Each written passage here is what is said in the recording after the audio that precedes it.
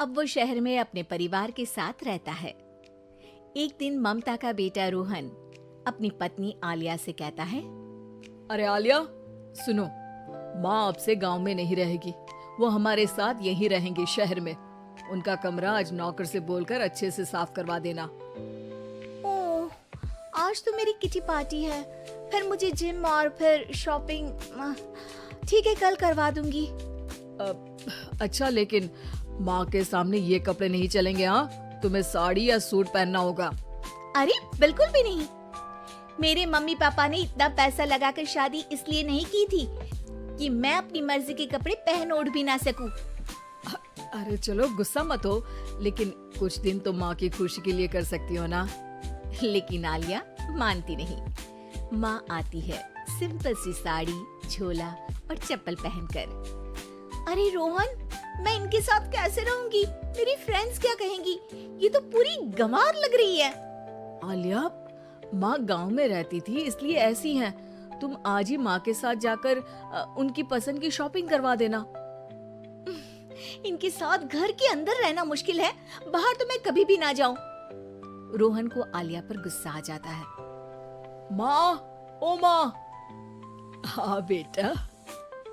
वो माँ को ले जाने के लिए उनका हाथ पकड़ता है कि अरे माँ, तेरे हाथ अभी तक इतने कड़े हैं, तूने इसका कोई इलाज नहीं किया? अरे बेटा, इसका कोई इलाज नहीं। वैसे भी मुझे कोई शर्म नहीं कि मेरे हाथ मुलायम नहीं है, क्योंकि इन्हीं हाथों से मेहनत कर मैंने तुझे बनाया है बेटा। अगले दिन, माँ, मैं ऑफिस जा रहा हूँ। कुछ लाना हो तो आलिया को बोलकर फोन करवा देना। रोहन के जाने के बाद, आप ना आज कमरे में ही रहिएगा। घर में पार्टी है, मेरी सहेलियां आ रही है। मैं उन लोगों के सामने आपको नहीं ला सकती हूँ। ठीक है बहू, लेकिन तुम कहो तो मैं कुछ खाने को बना दूं तुम लोगों की पार्टी के लिए। वो लोग सिर्फ कॉन्टिनेंटल या थाई फूड ही खाते हैं। कोई बात नहीं, कभी इंडियन खिलाने वाला कोई मिला नहीं होगा ना। मैं बनाकर कमरे में चली जाऊंगी। जैसे आपकी मर्जी। आलिया के घर उसकी दोस्त आती है, पार्टी होती है। अरे वाह आलिया, ये क्या है खाने में? बड़ा ही स्वादिष्ट है यार, इसकी रेसिपी मुझे चाहिए। हाँ, और ये दाल, ओ माय गॉड, मैंने तो किसी 5 स्टार में भी ऐसी दाल नहीं खाई है यार। तू कुक को यहाँ बुलाना। अब आलिया घबरा जाती है। हाँ हाँ हाँ, क्यों नहीं। माँ जी, जरा बाहर आइए। आलिया की सास सिंपल सी साड़ी और गांव के अंदाज में आती है। अरे बहू, क्या हुआ? खाना पसंद नहीं आया क्या? बहू? अरे ये गांव से दिखने वाली औरत तुम्हें बहू क्यों बोल रही है? कौन है ये? वो हमारी नई नौकरानी है। सास बहू की बात सुनकर बहुत दुखी हो जाती है।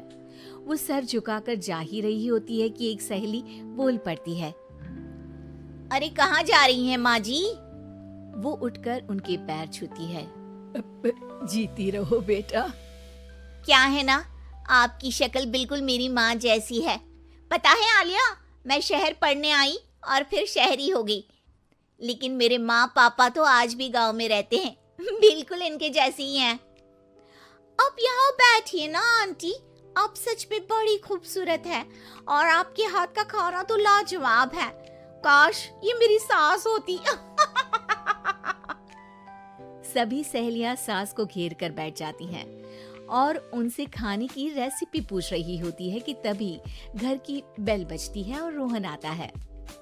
अरे क्या बात है, आज आप लोग हमारे घर में? और ये लोग तो मुझे आलिया से ज्यादा माँ की सहेलियां लग रही हैं। क्या ये आपकी माँ है? लेकिन आलिया ने तो कहा कि ये उनकी नौकरानी है और इन्होंने भी नहीं बताया। वो नहीं बताएंगी, क्योंकि उनके लिए बच्चों की इज्जत और उनकी खुशी सबसे पहले है। मुझे माफ कर दो, मुझे इन्हें तुम लोगों से मिलवाने में शर्म आ रही थी कि तुम लोग क्या कहती। अरे अब तो हमें शर्म आ रही है कि तुम हम लोगों की सहेली हो। हाँ, जो माँ जैसी सास को नौकरानी बोले वो हमारी सहेली नहीं हो सकती। ये बोलकर सभी वहाँ से जाने लगती है कि सास बोलती है, आलिया की तरफ से मैं तुम लोगों से माफी मांगती हूँ। उसने जो कहा उसके लिए मैं उसे माफ करती हूँ। अब तुम लोग भी उसे माफ कर दो, क्योंकि अगर तुम लोगों ने उससे दोस्ती तोड़ी तो फिर मेरे हाथ का खाना कैसे खाओगी? नहीं नहीं आंटी, जरूर आएंगे, लेकिन अब आलिया की नहीं बल्कि आपकी सहेली बनकर।